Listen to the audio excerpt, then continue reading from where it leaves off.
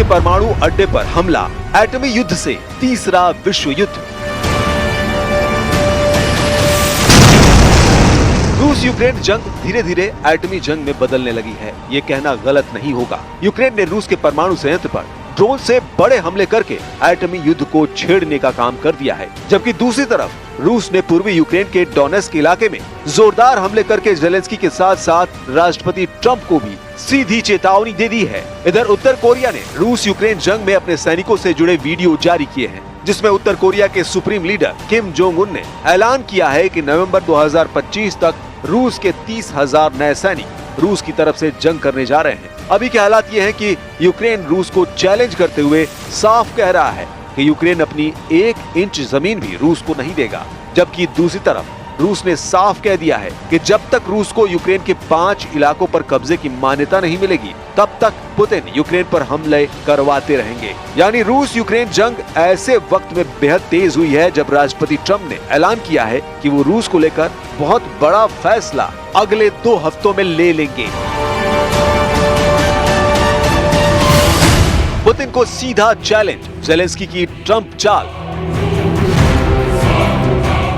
लगभग 1280 दिन की जंग में अभी तक रूस ने यूक्रेन के लगभग हर हिस्से पर तूफानी हमले किए हैं। जमीन, आसमान और समंदर से भी अब तक जितने भी हमले हुए हैं उसमें यूक्रेन को भारी नुकसान हुआ है। खबर है कि रूस ने अभी तक यूक्रेन के 1,61,000 वर्ग किलोमीटर इलाके पर कब्जा कर लिया है। दावा तो यहाँ तक किया जा रहा है कि पूर्वी यूक्रेन के डॉनबास पर रूस का 88% तक कब्जा हो चुका है और रूस इसी के दम पर अब दावा कर रहा है कि उसे जब तक यूक्रेन के 4 इलाकों पर जिस पर रूस का कब्जा है उसे यूक्रेन और अमेरिका नहीं सौंपते हैं, तब तक रूस यूक्रेन जंग नहीं रोकेगा। यही वजह है कि रूस ने पूर्वी यूक्रेन के साथ साथ पश्चिमी यूक्रेन पर भी हमले किए हैं। लीव में हुए जोरदार धमाकों से यूक्रेनी सेना की हालत खराब हो गई है। दावा तो यहाँ तक किया जा रहा है कि इन्हीं हमलों को देखते हुए यूक्रेन ने रूस के परमाणु संयंत्र पर हमला किया है। खबर के मुताबिक रूस ने दावा किया है कि यूक्रेनी सेना ने रूस के पश्चिमी क्षेत्र कुर्स्क में स्थित एक परमाणु बिजली संयंत्र पर ड्रोन हमला किया। यह हमला ऐसे समय हुआ जब यूक्रेन अपनी स्वतंत्रता के 34 वर्ष पूरे होने का जश्न मना रहा था। रूसी अधिकारियों के मुताबिक रात भर कई ऊर्जा और बिजली ठिकाने यूक्रेनी ड्रोन हमलों का शिकार बने हैं। दावा किया गया है कि रूस के कुर्स्क बिजली संयंत्र पर यूक्रेनी ड्रोन हमलों से भारी नुकसान हुआ है। ड्रोन हमले से कुर्स्क स्थित संयंत्र में आग लग गई थी, लेकिन समय रहते काबू पा लिया गया। रूसी अधिकारियों के मुताबिक ड्रोन हमले से संयंत्र का ट्रांसफार्मर क्षतिग्रस्त हुआ, हालांकि विकिरण का स्तर सामान्य रहा। अंतर्राष्ट्रीय परमाणु ऊर्जा एजेंसी ने कहा कि उसे इस घटना की जानकारी मिली है, लेकिन स्वतंत्र पुष्टि अभी नहीं हुई है।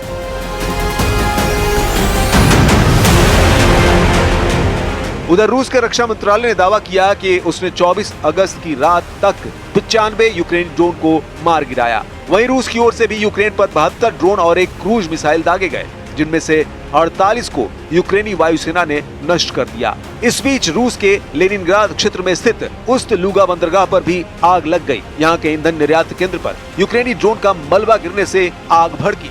इधर रूस ने भी पूर्वी यूक्रेन पर एक बार फिर से हमले बेहद तेज कर दिए हैं।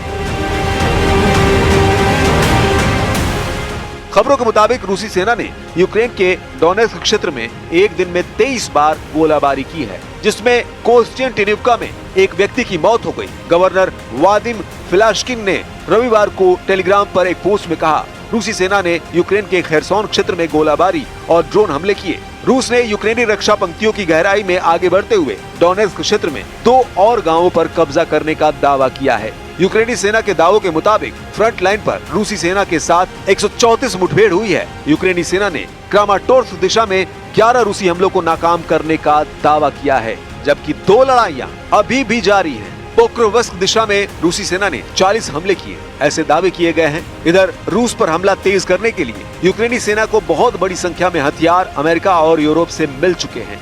जरा ये आंकड़ा देखिए। हाल ही में 3,350 ERAM क्रूज मिसाइलें और 85 करोड़ डॉलर का हथियार पैकेज यूक्रेन को हथियार सप्लाई में शामिल है। दूसरी ओर पेंटागन ने यूक्रेन को रूस के भीतर ATACMS मिसाइलों के इस्तेमाल से रोकने का निर्देश दिया है। अमेरिका की ये दोहरी चाल रूस के लिए डबल हमला साबित हो रही है।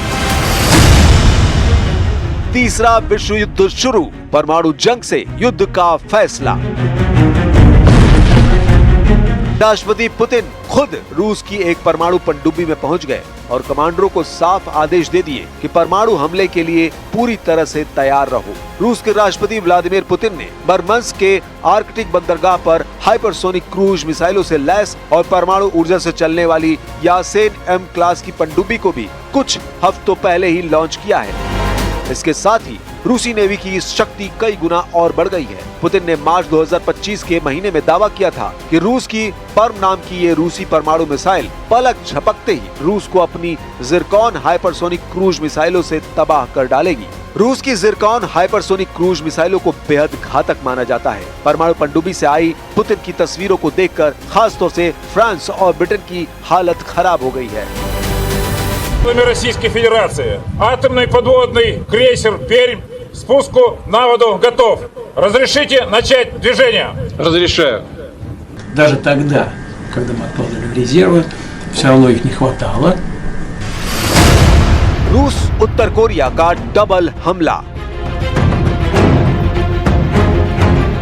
यूक्रेन जंग में उत्तर कोरिया के सैनिकों ने भी गदर मचा रखा है। उत्तर कोरिया के सरकारी टेलीविजन के RT ने एक वीडियो प्रसारित किया जिसमें उत्तर कोरियाई सैनिकों को रूस के कुर्स्क क्षेत्र में यूक्रेनी सैनिकों से लड़ते हुए दिखाया गया है।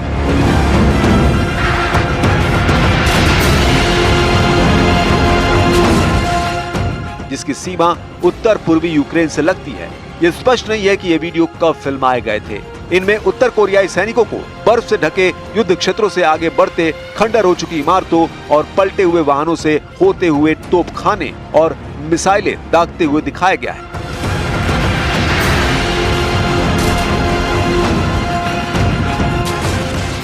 अक्टूबर 2024 के अंत से उत्तर कोरियाई सैनिक पुतिन और उनके सहयोगी किम जोंग उन के बीच महीनों पहले हुए एक आपसी रक्षा समझौते के तहत रूस के साथ लड़ने के लिए कुर्स्क क्षेत्र में पहुंचने लगे हैं।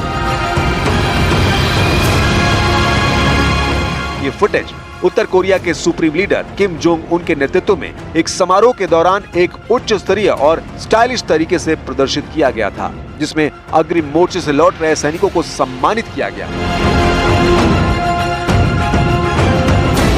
और संघर्ष में अपनी जान गंवाने वालों को श्रद्धांजलि दी गई। रॉयटर्स ने KRT द्वारा प्रसारित वीडियो के 2 मिनट का वीडियो जारी किया है।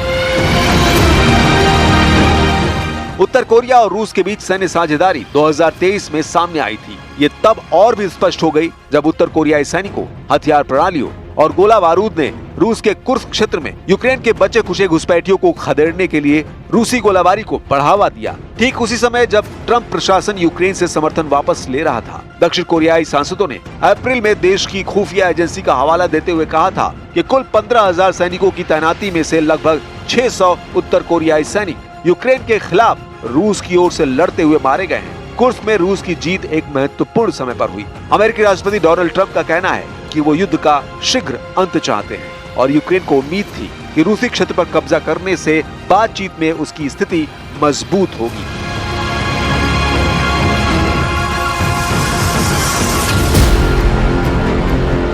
इधर यूक्रेन का दावा है कि उसके सैनिकों ने किसी भी वार्ता में बढ़त हासिल करने के लिए सीमा पार करने के 1 साल बाद भी कुर्स्क क्षेत्र में अपनी पकड़ बनाए रखी है। हालांकि यूक्रेनी नियंत्रण अब एक छोटे से क्षेत्र तक ही सीमित है, क्योंकि रूस ने यूक्रेनी सैनिकों को कुर्स्क से खदेड़ दिया है। अब ऐसे हालात में अंदाजा लगाना मुश्किल है कि रूस के परमाणु संयंत्र पर यूक्रेन के ड्रोन हमले के बाद रूस किस तरह से यूक्रेन और अमेरिका से बदला लेता है।